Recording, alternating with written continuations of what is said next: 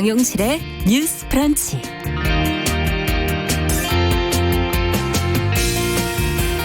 안녕하십니까. 아나운서 정용실입니다. 오늘 말로만 듣던 온라인 개학이 실시가 되는 그런 날이죠. 공부는 정말 제대로 될까?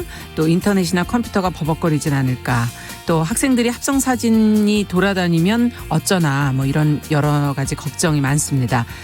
그런데 모든 게 직접 해보기 전에는 모르는 거죠. 코로나19 사태로 여기저기서 새로운 방식들이 지금 시도가 되고 있는데 교육 분야에서도 불가피하게 새로운 실험이 이제 시작이 된 셈입니다. 최대한 좀 좋게 생각을 해본다면 디지털을 이용한 교육은 어떤 방식이 가능할지 한번 시도도 해보고 보완점을 찾아서 개선할 수 있는 기회가 될 수 있지 않을까 하는 그런 생각이 드는데요. 이런 걸 IT 업계에서는 베타 테스트라고 말하기도 하죠. 자, 물론 학생들의 시간은 되돌릴 수 없고 교육은 실전인 만큼 너무 많은 시행착오 그리고 비용이 발생해서는 안 되지 않을까 하는 생각도 드네요. 자, 처음 겪는 상황 모두가 낯설 텐데요. 학생들이 학교에서 친구들도 만나고 또 제대로 수업을 받을 수 있는 날이 하루빨리 오기를 기대해 보겠습니다. 4월 9일 목요일 정용실의 뉴스 브런치 시작합니다.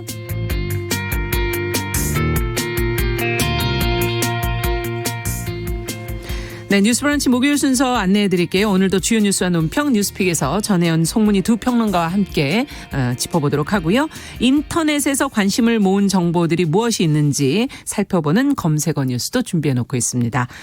또 작은 서점의 개성을 반영한 신간, 아주 쏠쏠한 그런 신간들을 소개해 드리는 시간인데요. 동네 책방 오늘 준비해 놓고 있습니다. 자, 오늘도 유튜브 콩 문자로 또 함께해 주시고요. 뉴스픽 놓치신 분들은 유튜브로도 보실 수 있고 또 전체 생방송 전체를 듣고 싶으신 분은 4월 방송분부터 팟빵의 팟캐스트로도 들으실 수 있습니다.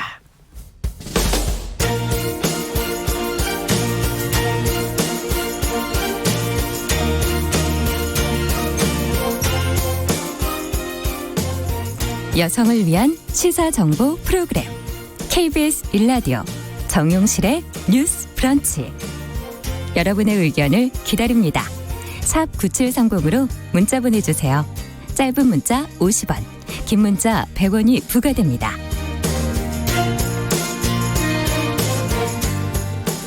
네, 정용실의 뉴스 브런치는 항상 여러분들의 지지와 응원으로 계속 이어가고 있습니다. 오늘도 여러분들 많이 참여해 주셨네요. 문자 KBS 콩 유튜브 라이브 통해서 들으시면 되겠고요. 유튜브 네이버 다음으로는 방송이 끝난 후에 뉴스픽 챙겨보실 수 있고 앞서 말씀드린 것처럼 팟빵에도 저희가 전체 녹음분이 올라가고 있기 때문에 계속 팟캐스트라고 해야 되나요? 네, 팟캐스트로도 많이 들어오셔서 전체 방송을 또 들어주시면 되겠습니다. 자, 그러면 오늘도 뉴스픽 시작을 해보죠. 평론가 두 분 자리해 주셨습니다. 더공감 여성정치연구소의 송문희 박사님 안녕하세요. 네, 안녕하세요. 네, 전혜연 사평론가 안녕하십니까. 네, 안녕하세요. 네, 오늘 송문희 박사님 또 이렇게 귀여워지셨어요. 유튜브 라이브로 보시는 분들은. 어제 애청자분께서 네. 살구 같은 평론가라 그러셔갖고 살구 컨셉으로 한번 와봤습니다. 살구 컨셉. 새콤달콤한. 저 지금 순간 당황했는데 그럼 찐감자로 저는 오늘 네, 별명이 정해진 겁니까? 네, 알겠습니다. 자, 그러면 뉴스부터 좀 살펴보죠. 코로나19 때문에 지금 격리 생활하시는 분들 많으신데 이제 총선이 이제 다음 주거든요. 어떻게 되나 걱정들이 많으세요. 4.15 총선에 투표를 혹시 못하는 건 아닐까 걱정하시는데 생활치료센터에 격리 중인 분이라면 사전 투표 가능하다. 지금 이렇게 보도가 나왔어요. 전혜연 평론가께서 관련 내용을 좀 정리해 주시겠습니까? 예, 코로나19 확진 판정을 받으신 분들이 두 군데로 지금 나눠져 있습니다. 상대적으로 증상이 조금 경미한 분들은 생활치료센터에 계시는 거고요. 상대적으로 중증인 분들은 병원에 입원해서 이제 이른바 음압병상에 격리되어 있는 상황입니다. 네. 그런데 입원을 해서 음압병상에 격리된 분들은 좀 안타깝지만 아마 투표를 하시기가 좀 어려울 것 같고요. 왜냐하면 이제 중증이라고 판단했기 때문에 네. 기저질환이 있다거나 이런 분들이 계시는 거고 다만 생활치료센터에 격리 중인 분들에 대해서는 아마 그 11일 진행되는 사전투표에서 생활치료센터 내에 특별 사전투표소가 설치 운영된다라고 그렇군요. 합니다.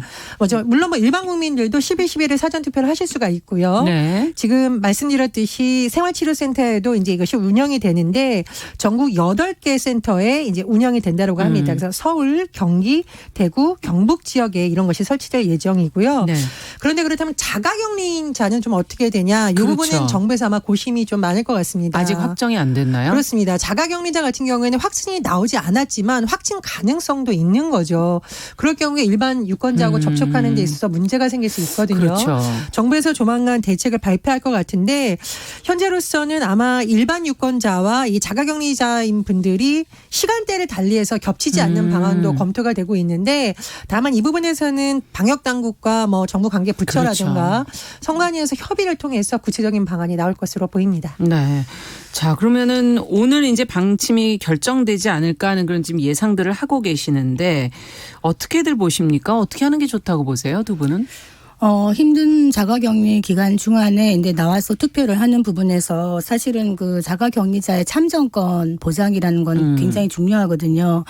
민주주의라는 집을 짓는 벽돌이 바로 투표인데 투표 한 장 한 장 빠지면 공간이 커집니다. 그런데 문제는 이분들이 밖에 나왔을 때 추가 감염 위험 때문에 좀 꺼리는 그런 마음들이 있다. 그럼 이런 부분을 어떻게 안전을 보완을 해야 될 텐데 오후 6시까지 투표 시간이니까 그렇죠. 그 시간 지난 다음에 특별하게 따로 이렇게 이분들만 갈 수 있는 공간을 마련해서 한다. 그러면 뭐 또 일반 국민들은 비말이 뭐 나흘 동안이나 더 있다는데 이런 또 걱정을 하신단 말입니다. 그럼 그 부분에 대해서도 일정 기간의 방역 기간을 둔다든지 이런 식으로 철저한 안전 대책을 얘기해 주시면 국민들이 안심하고 투표장으로 나갈 수 있지 않을까 싶습니다. 네. 어떻게 보세요?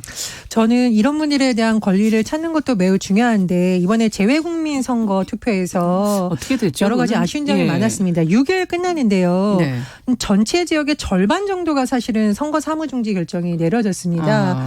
왜냐하면 코로나19 상황이 너무 이제 뭐 다급하니까요. 심각한 곳 그런 예. 곳에서 이렇게 못했는데 사실 재외국민들이 이런 것에 대해서 항의하기도 하고 굉장히 아쉬움을 많이 나타냈습니다. 정말 4년에 한 번 오는 이런 중요한 선거에 꼭 투표를 하고 싶다고 했는데 투표율 23.8%로 굉장히 낮은 수준으로 나왔어요. 그럴 수밖에 없겠네요. 물론 뭐 등록 유권자의 절반 가량이 뭐 투표를 못한 거를 감안하면 그래도 높다라는 평가도 나오지만 못하신 분들은 굉장히 아쉬움을 나타냈거든요. 그래서 앞으로 이런 사태에 대비해서 감염병일 경우에 어떻게 해야 되는지 좀 매뉴얼을 개선하고 또 정 어려운 경우에는 네. 우편이라든가 인터넷 투표로 좀 어떻게 할지 지금부터 검토해야 된다. 뭐 그런 주장도 저는 일리가 있다고 봅니다. 네. 자, 코로나19 소식을 조금 더 살펴보도록 하죠. 최근 서울 강남 유흥업소 종사자 중에 지금 확진자가 나오게 되면서 서울시가 이제 유흥업소들에게 사실상 지금 4월 19일까지는 영업중지 명령을 내린 셈입니까? 이 관련 내용을 송 박사님께서 좀 정리해 주시겠어요?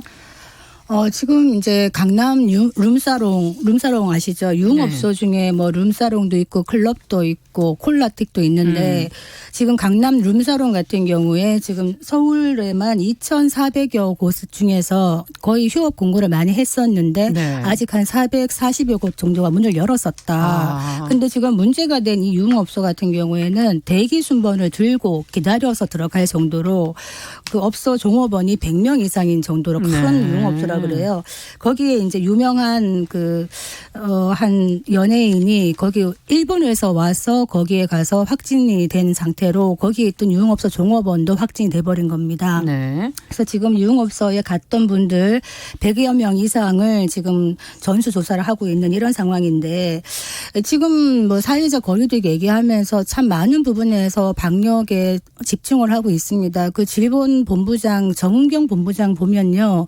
얼굴이 반쪽이 되셨어요. 그렇죠. 실제로. 그리고 그렇게 열심히 하고 있는데 두더지 게임 보면 이걸 치면 여기가 또 툭 올라오고 여기를 치면 여기가 올라오고 이렇듯이 어떻게 보면은 뭐 구로 콜센터라든가 신천지를 지나서 콜센터라든가 뭐 정신병원 집단 감염 이런 것들을 우리가 조심을 하고 있다 보니 또 이런 유흥업소에서 터지는 겁니다. 그런데 유흥업소의 특성상 여기는 그냥 밀접이 아니죠. 네. 초밀접이죠. 아주 근접해서 마시고 먹고 놀고 마스크를 쓰고 하진 않잖아요. 그렇기 때문에 여기에 갔던 분들이 또 젊은 분들이 많다. 그러면 이분들이 무증상 감염으로. 본인은 느끼지 못하지만 나와서 지역사회 감염 전파자가 될 수 있다. 이런 측면에서는 아주 심각한 해이라고 봅니다. 네. 무엇보다 지금 강남의 그 유흥업소 관련 확진자들이 진술을 회피하는 경향을 보였다. 이렇게 확진자 가운데서도 이렇게 진술이 투명하지 않은 분들이 있다면 문제가 되지 않습니까? 이 부분에 대해서 강력 조치해야 된다 이런 목소리도 일부에서 나오고 있고요. 그렇습니다. 이 유흥업소 같은 경우에는 사실 콜센터와 다른 점이 콜센터의 경우에는 생계를 위한 직업이었었고 네. 그분들이 감염병 확산의 위험이 있는 것을 어느 정도는 인지했지만 정부에서 콜센터 가지 말아라 이렇게 한 것이 아니잖아요. 근데 지금 정부에서 계속 자가격리 지침도 강화하고 사회적 거리두기를 지금 대폭 강화하고 있는 상태에서 유흥업소에 간다라는 것은 이런 정보를 충분히 알고 있는 상태에서 사실 그냥 즐기러 갔다 이렇게밖에 판단이 안 되거든요. 그리고 유흥업소가 전문가들의 의견을 종합해 보면은 세 가지가 높은 지역입니다. 첫 번째로 말씀해 주셨듯이 감염 확률이 굉장히 높습니다. 예. 마스크 쓰고 술 마시지 않잖아요. 그렇죠. 대화하고 예. 춤추고 그러는데 그래서 감염 확률이 매우 높다라는 것이고요. 두 번째는 상대적으로 젊은 층이 많기 때문에 그 안에서 감염이 안 된다고 하더라도 나와서의 이동이 활발해지면서 전파력도 굉장히 높을 가능성이 높다라고 하고요. 네. 세 번째로 정말 위험한 것은 역학조사를 할 때 사실을 진술해 줘야 되는데 사실 유흥업소에 근무하는 일부 분들 같은 경우에는 불법인 것과 연관되어 있을 가능성도 있고 사실 우리도 유흥업소 갔다 온 사람들이 부모나 부부간에도 자세히 얘기 안 하는 경우가 많잖아요. 예. 그러면 이게 역학조사 과정이 또 굉장히 힘들어질 수 있다는 왜곡될 수도 겁니다. 있고. 예. 그래서 일부분에서는 좀 불만이 제기될 수 있지만 현재 상황에서는 굉장히 불가피한 조치이고요. 행정당국이 나서기 전에 이런 업소들도 자발적으로 좀 협조해야 될 것으로 보입니다. 그러네요. 예. 그럼 불만이 있을 게 없죠. 지금 전 사회가 고통을 분담해야 되는 상황에 정말 필요한 생존도 지금 다 문을 닫고 생계도 힘들어지는 이런 그렇죠. 분들도 많은데 이런 부분은 충분히 자제할 수 있는 부분인데 간다. 그래서 유흥업소에 종사하시는 분들이나 간 손님들이 말을 안 하죠. 그러니까 거짓 진술을 한다거나 이러면은 또 방역에 구멍이 생기는 겁니다. 그래서 역학조사할 때 거짓 진술을 하거나 고의로 사실이 누락한다. 그러면 2년 이하의 징역이나 2천만 원 이하의 벌금을 낼 수가 있습니다. 네. 이 부분도 좀 숙지를 하시고 당분간은 정말 자제만이 살 길이다. 이런 식으로 계속하면 아이들이 언제까지 학교에 못 가고 있을지도 모르는 일입니다. 예. 네. 자가격리 위반뿐만 아니라 거짓 진술도 상당히 높네요. 네, 그렇습니다. 형량이. 예.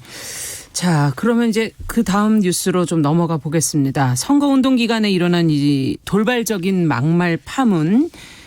저희가 하나하나 다 매번 전해드릴 수는 없는데 또 이건 또 그냥 넘어갈 수는 없는 뉴스인 것 같아서 잠시 좀 살펴보죠.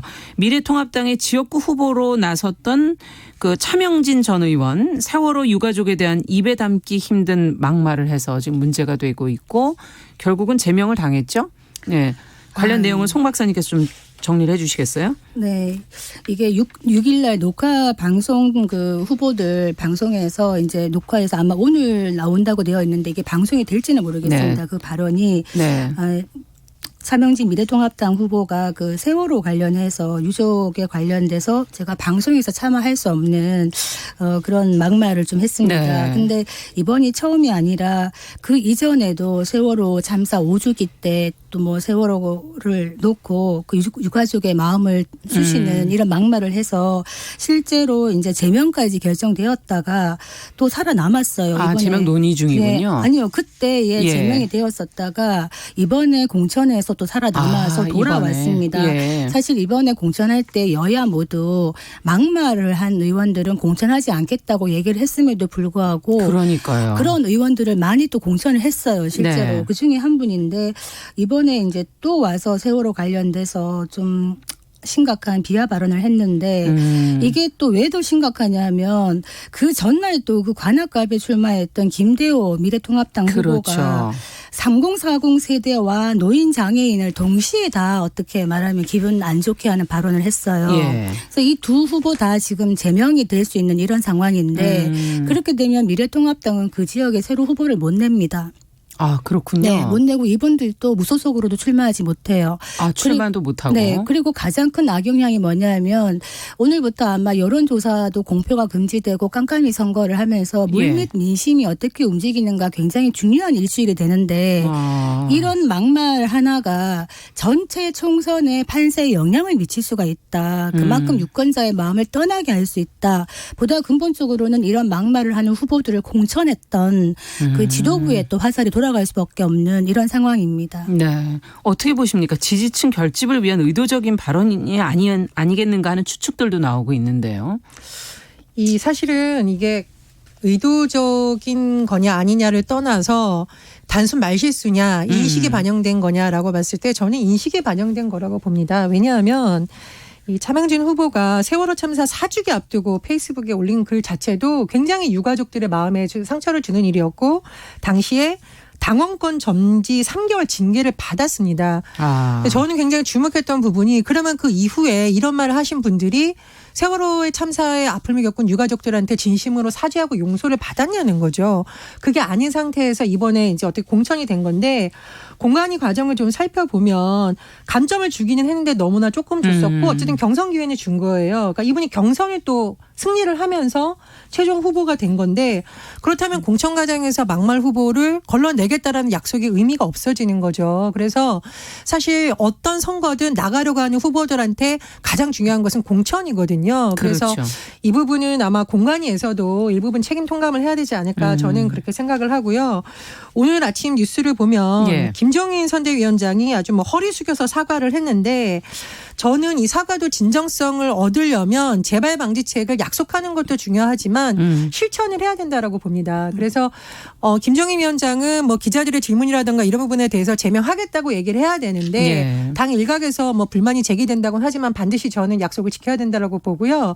이런 부분에 대해서 다음 선거든 어떤 선거든 공천 과정에서 반드시 걸러내서 국민들이 더 이상 마음의 상처를 그렇죠. 입지 않도록 공당으로서 책임을 지고 약속을 지켜야 된다고 봅니다. 그 함석헌 선생님이 그런 말씀하셨어요. 정치란 덜 나쁜 놈을 골라 뽑는 과정이다. 그놈이 그놈이라고 내가 투표를 하지 않으면 제일 나쁜 놈이 다 헤쳐먹는다. 이런 얘기를 하셨거든요. 네. 그래서 이번 국회의원 그 후보들의 면면을 보면서 공천 과정에서 정말 이런 국민들의 마음을 살 수 있는 후보들이 많은가 봤을 때 아무리 봐도 자질이 부족하고 이런 분들이 많이 포함된 걸 봤을 때 저분들이 4년 동안 국회를 이끌어갈 생각을 하니 또 마음이 답답하다.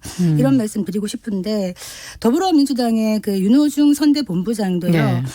미래통합당의 막말을 비판하면서 또 조금 넘치는 말씀을 또 하셨어요. 상대방의 어떤 그 선거 대책하는 분들에게 대해서 돈키호테 김종인이 황교안이라는 애말을 타고 박형준이라는 시종을 데리고 다닌다.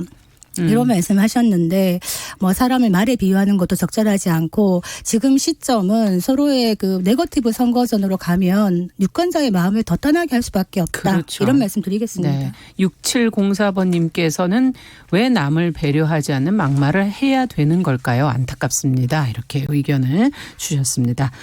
정말 그러네요. 정용실의 뉴스 브런치 더 공감 여성정치연구소 송문희 박사 그리고 전혜연 시사평론가와 함께 뉴스픽 진행하고 있습니다. 사이로 총선을 바라보는 오늘의 시선.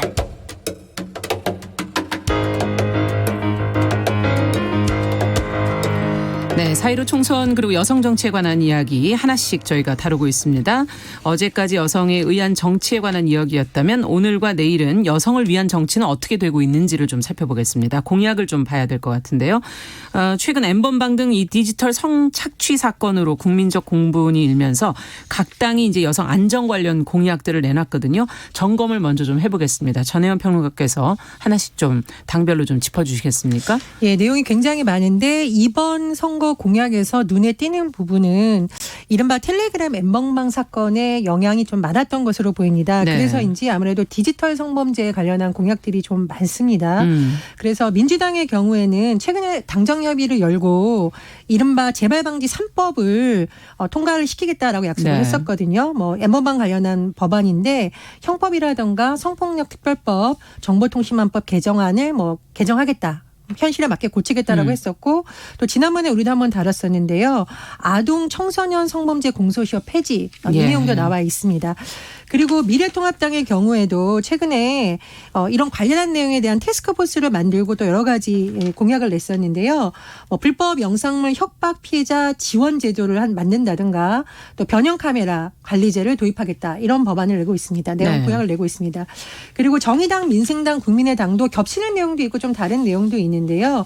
정의당의 경우에는 뭐 여러 가지 공약을 내고 있습니다. 그런데 보면 디지털 성범죄 산업 유통 구조를 차단해야 된다. 이 부분은 또 유통구조를. 전문가들이 많이 지적을 했던 부분입니다. 네. 그러니까 이것이 산업화되고 있잖아요. 이 부분을 잘 들여다보고 막아야 되고 또 온라인 서비스 제공자 같은 경우에도 어떤 의무를 부과하겠다 이런 부분을 강조하고 있습니다. 네. 민생당의 경우에도 온라인 성범죄 전담 기구를 신설해야 된다 이렇게 강조하고 있고요.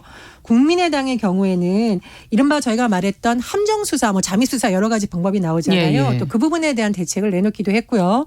각 당이 이번에 공통으로 좀 겹치는 부분도 있습니다. 최근에 문제가 되어댔던 스토킹 관련해서는 처벌을 강화하는 법안 이 부분은 좀 공통된 내용으로 들어가 있고요. 저희 프로그램에서도 한번 이제 박사님께서 말씀하셨는데 비동의 가늠죄 네. 이 부분도 공통 내용으로 들어가 있습니다. 네. 공통 내용으로 들어가 있는 부분은 이제 나중에 이제 법제화될 가능성이 높겠지만 각 당별로 조금씩은 차이가 있는 것 같고요. 좀 뒷북이라는 지적도 나오고 있는 그런 상황인 것 같은데 얼마나 정말 실효성이 있을지 또 각 당이 얼마나 적극적으로 나설지 평가를 좀 해볼까요? 공약을 일단 많이 내놨습니다. 저는 이제 눈에 띄는 거 하나씩을 한번 말씀드리면요. 네.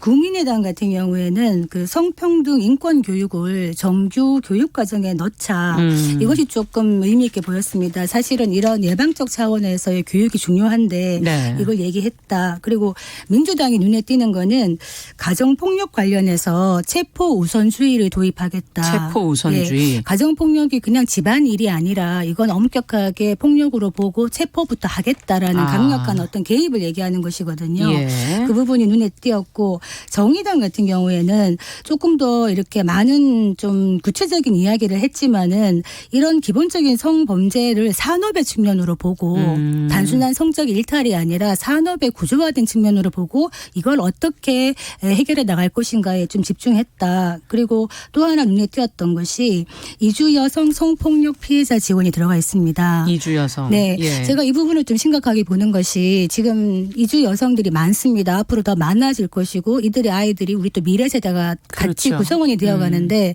어떤 일이 있었냐면 최근에 이주 여성과 결혼한 남성, 그러니까 시아버지 그 남성의 아버지, 시아버지죠. 시아버지가 그 며느리의 아이를 봐주러 온 장모가 되죠. 그러니까 사돈을 성폭행한 사건이 있었습니다. 이주 여성인 며느리도 성폭행을 했고요. 예. 그 장모까지. 근데 누가 망을 받느냐? 그 시아버지의 친구가 망을 받습니다. 제가 말씀드리는 거는 이주 여성들의 어떤 인간의 존엄성까지 최소한도를 짓밟아버리는 이런 사건들에 대해서 우리가 너무 관대한 것이 아닌가 그런 생각이 들어서 그 부분을 좀 말씀드리고 싶고 국민의당에서 뭐 구체적인 거는 아직 없습니다만 아동 성범죄에 대해서 아동 청소년 성범죄에 대해서 그 스위티 프로젝트라는 것을 냈어요. 스위티. 이게 뭐냐면 예. 아동 청소년에 대해서는 함정 수사를 허용하자. 그러면 더 빨리 미리 잡을 수 있다. 그래서 저는 이 법이 조금 구체화가 됐으면 좋겠다 이 생각이 들었습니다. 네. 어떻게 보십니까? 전혜연 평론가께서는? 저는 뭐 뒤늦게라도 이런 여러 가지 고민을 한 것은 긍정평가하지만 역시나 아쉬운 점은 N번방 사건 관련 법안은 지금이라도 각 정당에서 의지가 있으면 국회를 열 수 있거든요. 예. 근데 뭐 선거 사무 때문에 아마 계속 미뤄지는 것 같은데 누누이 말씀드리듯이 20대 국회 안에서 선거 끝나고 할 수 있습니다. 그래서 이렇게 많은 공약 내놓는 것도 중요하지만 당장 지금 할 수 있는 것부터 하는 것이 중요하다 이렇게 생각을 하고요. 네. 그리고 지금 말씀해 주셨듯이 디지털 성범죄가 산업화되다 보니 이게 뭐 소비 유통 구조 문제 이것을 제공하는 온라인 어떤 사이트의 문제 범죄 수익 문제 굉장히 다각적이거든요. 그래서 모 정당에서 이거를 개별적으로 보는 것이 아니라 국가 차원에서 어떤 문제를 다루는 것으로 해야 된다, 접근해야 된다라고 얘기를 하고 있거든요. 예. 왜냐하면 경찰 따로, 법무부 따로, 여가부 따로 잘못하면 이렇게 대책이 나올 수 있다라는 거죠. 그런 부분은 굉장히 눈여겨볼 부분이라고 봅니다. 그리고 스위티 프로젝트 조금 더 설명을 드리면 2013년 네덜란드에 있는 아동인권 보호단체에서 말하자면 가상소녀를 만들었습니다. 실제 존재하지 않는 그 소녀의 이름이 스위티입니다. 근데 이 가상소녀를 이용해서 하다 보니 아동 성매수자 1000명이 무려 적발됐다고 하고요. 이런 것을 우리나라에도 도입을 해서 위장 수사를 해야 된다 이런 주장이 나오고 있는 거거든요. 네. 근데 실제로 해외에서는 또 많이 하고 있다고 합니다. 그러니까 실제로 하는 사람은 남자 경찰이지만 가상의 인물을 만들어서 했을 경우에 접근하는 사람들이 다 처벌 대상이 된다라는 거죠.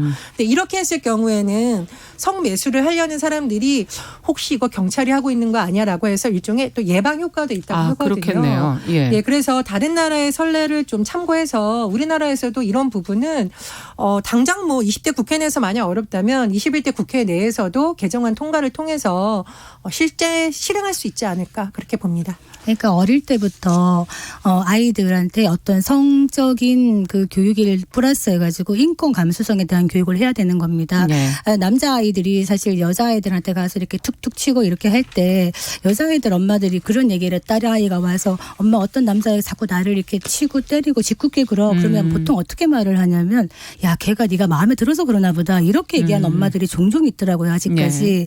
그거는 좋아서 치는 게 아니다. 그것도 폭력일 수가 있다. 그래서 이제 남학생들한테도 어릴 때부터 상대방이 좋을 때 이걸 어떻게 표현하는가에 대해서 적정한 교육이 이루어져야 되는 것이고 상대방이 원하지 않는 스킨십 이것도 폭력이라는 거를 학교에서부터 가정에서부터 교육을 해야 되는 것이죠. 네, 알겠습니다. 오늘 뉴스픽 여기까지 듣도록 하겠습니다. 4.15 총선 이야기는 저희가 계속 좀 다뤄보도록 하겠습니다. 전혜연 평론가 그리고 더 공감 여성정치연구소 송문희 박사 두 분 수고하셨습니다. 내일 또 뵙겠습니다. 감사합니다.